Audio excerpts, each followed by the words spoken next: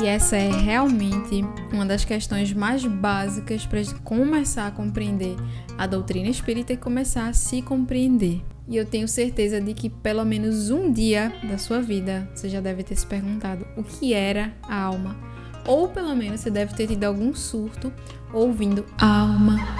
Deixa eu ver sua alma, a epiderme da alma. Eu sou Pri Santos e esse é o Drops Espírita. E a resposta lacônica dos espíritos para a pergunta 134 é que a alma é um espírito encarnado. Ponto final. E aí vem outra pergunta. O que era a alma antes de encarnar? E a resposta é: era um espírito. Então a gente acaba concluindo que alma e espírito são a mesma coisa. A única diferença é essa mesmo. A alma é o espírito encarnado. E isso traz a gente para o novo filme da Pixar, o Soul, ou Alma em português.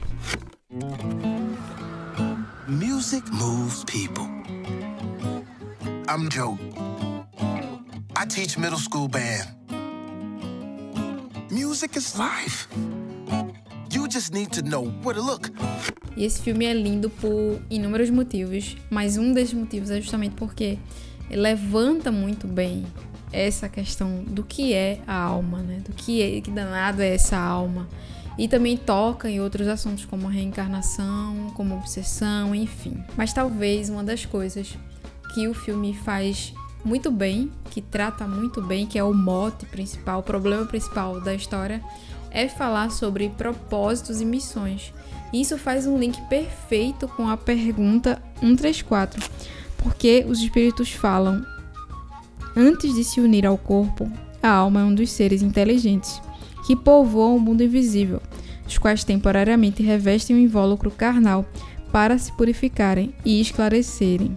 E é justamente essa a ideia que o filme resgata quando nos mostra a personagem 22, que precisa reencarnar na Terra, mas que não quer de jeito nenhum voltar para cá. Ela tem horror, ela tem pavor do planeta Terra, né? Então ela é demovida de várias formas por vários mentores, várias personalidades. Aí uma delas é a Madre Teresa, a retornar para cá, mas ela não quer de jeito nenhum. E é depois de conhecer Joe Gardner, que é o jazzista, pianista, né? E naquele dia, justamente no dia D, na hora H, no momento específico onde Joey ganha a vaga dos sonhos, que ele emburaca de vez para o mundo do além, né? Ele tem uma experiência de quase morte e eles se encontram naquele momento no plano espiritual, e é quando as coisas realmente vão mudar, tanto para Joe quanto para 22. E aqui as perspectivas de ambos os personagens começam a se modificar dentro dessa história, né?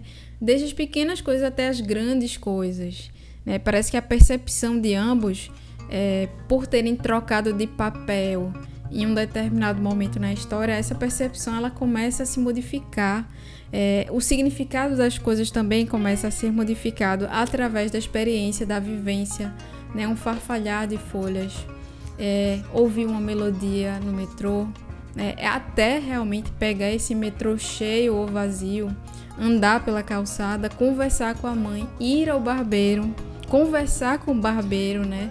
Ouvir aquele cara, contar experiências, enfim, uma série de questões que acontecem nessa história e que mostram, tanto para 22 quanto para Joe, que a vida vale muito a pena e que é muito além de simplesmente sentar e tocar o piano, e que é muito além de simplesmente chegar no planeta Terra e se deparar com um show de horrores, que era justamente o medo que a 22 tinha de vir pra cá. É interessante também um dos meus momentos favoritos da história, e que deveria ter sido um pouco mais envolvido, talvez, ou enfim, em algum outro momento talvez eles desenvolvam isso, é justamente o momento da auto-obsessão.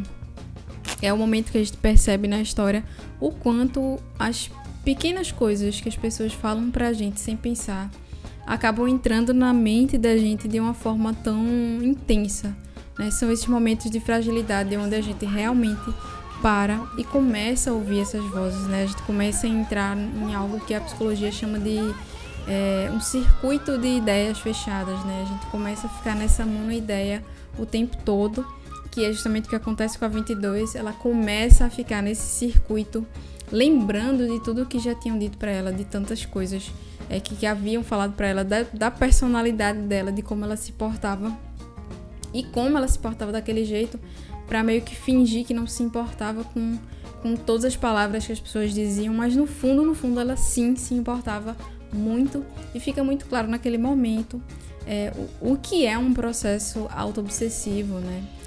Muita gente brinca e diz que é quando o obsessor tira férias, né? Porque a gente mesmo se magoa, se coloca para baixo, e na verdade o obsessor ainda tá ali, né?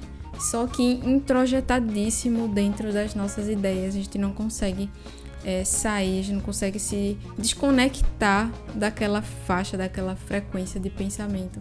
Esse, pra mim, é um dos momentos mais incríveis do filme. Eu não sei se vocês perceberam, vocês que são fãs de Harry Potter, mas esse momento do filme também lembra um pouquinho visualmente aquele momento em que Rony está sendo atacado pela Horcrux do Voldemort, né? Quando ele vai destruir a Horcrux cai dentro dos maiores medos que o Rony tinha, e um desses grandes medos era justamente ver Hermione junto com o Harry. Então ele fica visualizando essa imagem meio que nos pensamentos dele o tempo inteiro. Enfim, é bem interessante. Enfim, Soul é um filme lindo. Se você ainda não viu, assista, porque é um filme indispensável pra gente pensar realmente sobre a nossa vida, sobre os nossos propósitos, a nossa missão, o que é que a gente tá fazendo aqui, por que que a gente tá aqui, pra onde a gente vai, né? O quanto que às vezes a gente vai deixando a vida passar esperando algo muito especial acontecer, e quando esse algo muito especial acontece, a gente às vezes não percebe, né? Às vezes a gente não sente o quanto aquilo realmente era especial, porque a gente passou tanto tempo correndo atrás daquilo, que quando realmente chega parece que não era nada, né? E no fim das contas, a nossa vida, a nossa trajetória foi inteirinha, né, focada naquele único momento, e a gente esquece justamente do que é mais importante, que é a trajetória, né? Enfim, esse filme é um prato cheio para quem ama espiritualidade, né? Quem adora esses temas mais espirituais, quem adora refletir, quem adora filosofar. O visual é lindo, é bem minimalista, né? Eles se basearam em programas de computador para criar algumas coisas ali, alguns designs, enfim, que apareceram no filme. A trilha é linda, é envolvente, ela realmente faz o que ela precisa fazer, já que a gente tá também num filme que fala muito de música, né, de jazz, de improvisar. A trilha traz esse improviso cuidadoso pra gente também. Deixa aqui nos comentários a tua opinião sobre esse novo filme da Pixar, se você viu, se você não viu, recomendo muito que veja.